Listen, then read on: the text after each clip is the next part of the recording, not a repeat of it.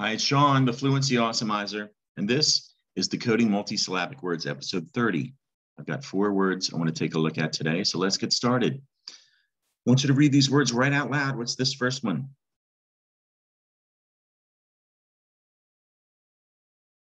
How about this? And this?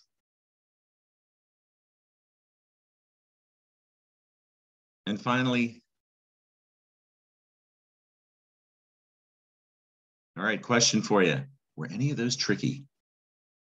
If so, keep watching. I'm going to show you lots of strategies you can use to help decode unfamiliar words like these. But first, a reminder of the fable, The Tortoise and the Hare, and the moral: slow and steady wins the race, which is great advice when you are stuck on a big unfamiliar word like this one. You can think of those words as races. There is a finish line, and if you come to them and read like the hare, you might race through it to get finished quickly, and that's where mistakes can easily happen. But if you read like the tortoise and you take it slow and steady when you're decoding, that patience is definitely going to improve your reading. So keep that in mind. Now let me show you some strategies, starting with the first word. All right, if I get my fingers out and I break this into smaller parts, there's con in the beginning. That's trove. That looks like verse or verse.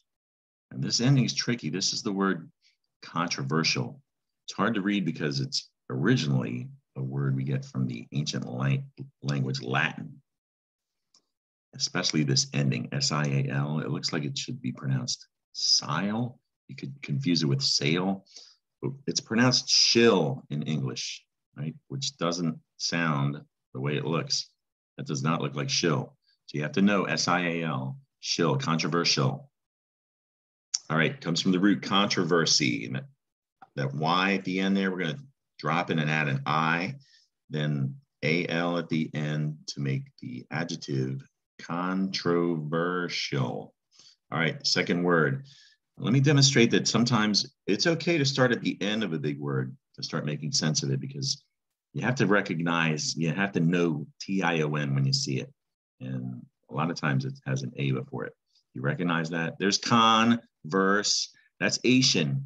And this is the word conversational, right? And it comes from the root converse, which means to talk, the blah, blah, blah, blah. And converse has that silent E. We're going to drop it and add Asian, which is a French ending, right? We get that from French. A lot of words have Asian in it. I'm thinking of vacation.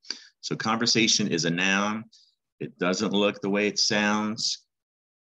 You might have spelled it with a S-H-U-N at some point. So conversation, we add A-L at the end to get the adjective conversational. All right, whoops. These 2 words, let's start here. I break it with my fingers. A lot of words start with pre. That could be pre. Is that sip or kip? That letter C can be confusing. And that looks like pice at the end. This is the word precipice.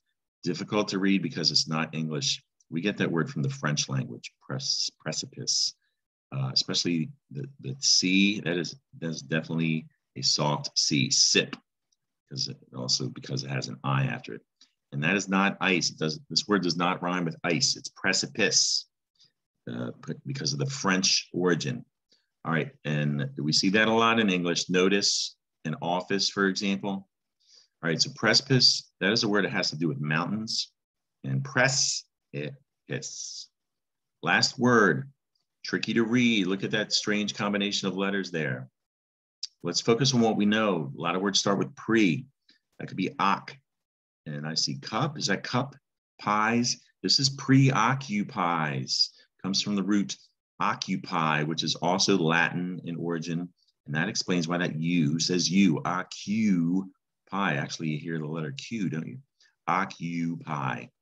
The letter U does add a lot. It ends with a Y. We're going to drop that Y and add an I and then ES to get the verb occupies, and add the prefix pre to get the word preoccupies. All right, that's it for today. Subscribe to my YouTube channel or follow me on Facebook for lots more helpful videos like this one.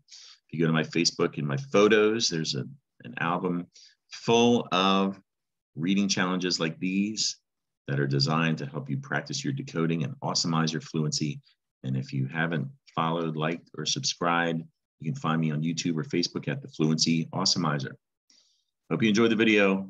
Come back and see me soon. Bye.